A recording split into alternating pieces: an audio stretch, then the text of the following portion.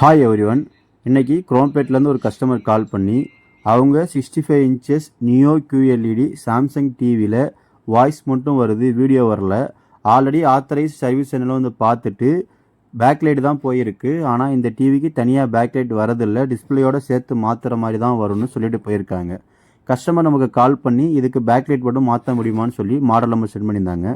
நம்மளும் செக் பண்ணி பார்த்துட்டு இந்த மாதிரி ஆல்ரெடி 2 டிவி பண்ணியிருக்கேன் மேடம், இந்த டிவியில் கண்டிப்பாக பேக்லைட் ஒன்று மாற்ற முடியும், உங்களுக்கு வந்து வீட்டிலேயே வச்சு மாற்றி கொடுக்குறோன்னு எஸ்டிமேட் கோட் பண்ணியிருந்தோம்.